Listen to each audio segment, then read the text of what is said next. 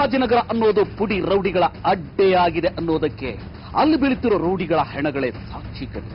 ಅಲ್ಲದೆ ಗಾಂಜಾ ಅಫೀಮು ದಂಧೆ ವ್ಯಾಪಕವಾಗಿ ಹರಡಿದೆ. ಆ ದಂಧೆಯಿಂದಲೇ ರೌಡಿಗಳ ಹೆಣ ಬೀಳ್ತಿವೆ. ಹಾಗಾದ್ರೆ ಅಲ್ಲಿನ ಪೊಲೀಸರು ಏನ್ ಮಾಡ್ತಿದ್ದಾರೆ?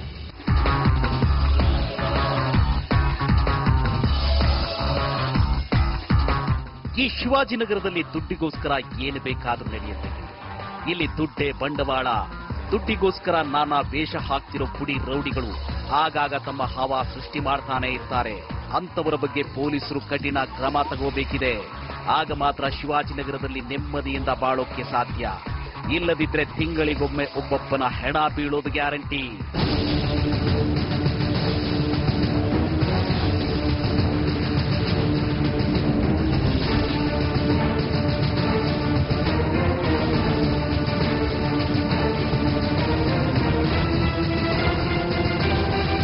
ಶಿವಾಜಿನಗರದಲ್ಲಿ ಪುಡಿ ರೌಡಿಗಳ ಹಾವಳಿ ದಿನದಿಂದ ದಿನಕ್ಕೆ ಹೆಚ್ಚುತ್ತಾನೆ ಇದೆ.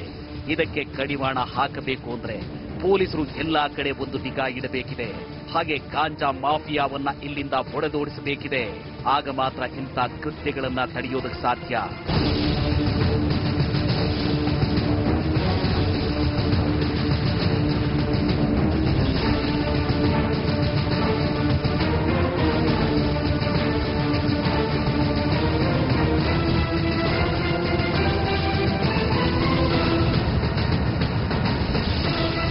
ಇನ್ನು ಕೊಲೆಯಾದ ಇಲಿಯಾಸ್ ಕೂಡ ಗಾಂಜಾ ಮಾರಾಟ ಮಾಡ್ತಿದ್ದವನೇ. ಹಾಗೆ ಆತನನ್ನ ಕೊಂದವರು ಕೂಡ ಗಾಂಜಾ ಮಾರಾಟ ಮಾಡಿ ಲಕ್ಷ ಲಕ್ಷ ಹಣ ಲೂಟಿ ಮಾಡಿದವರೇ.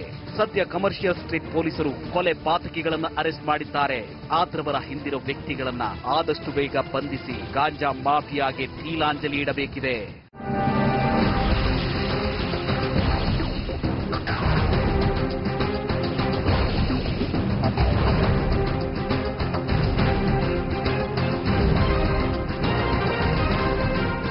ಈಗಾಗಲೇ ಅರೆಸ್ಟ್ ಆಗಿದ್ದಾರೆ. ನಾವು ಇನ್ನೂ ಒಂದು 3-4 ಜನರಿಗೆ ನಾವು ಹುಡುಕ್ತಾ ಇದ್ದೀವಿ.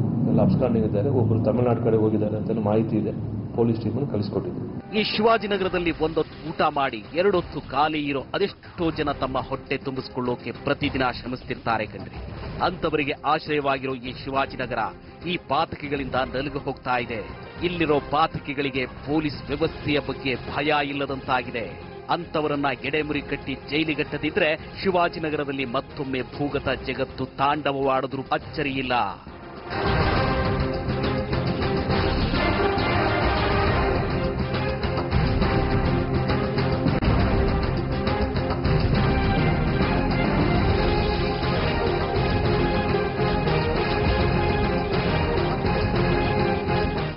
ರೌಡಿಗಳ ಅಟ್ಟಹಾಸ ಹೆಚ್ಚಾಗ್ತಿದೆ ಅಂದ್ರೆ ಅಲ್ಲಿನ ಪೊಲೀಸ್ ವ್ಯವಸ್ಥೆ ವಿಫಲವಾಗಿದೆ ಅಂತಾನೆ ಅರ್ಥ. ಇನ್ನಾದ್ರೂ ಶಿವಾಜಿನಗರ ಪೊಲೀಸರು ರೌಡಿಗಳ ಹಾವಳಿಗೆ ಕಡಿವಾಣ ಹಾಕ್ತಾರಾ? ನೋಡೋಣ. ಇದಿವತ್ತಿನ ಸ್ಕೆಚ್. ನಾಳೆ ಮತ್ತೊಂದು ಸ್ಟೋರಿಯೊಂದಿಗೆ ನಿಮ್ಮನ್ನ ಭೇಟಿ ಆಗ್ತೀನಿ. ಈಗ ಮಿಸ್ ಮಾಡದೆ ನೋಡಿ. ಐಸಿಸ್ ಉಗ್ರ ನಾಯಕನಿಗೆ ವಿಷಪ್ರಾಶನ. ಜನಶ್ರೀ ಫೋಕಸ್ನಲ್ಲಿ.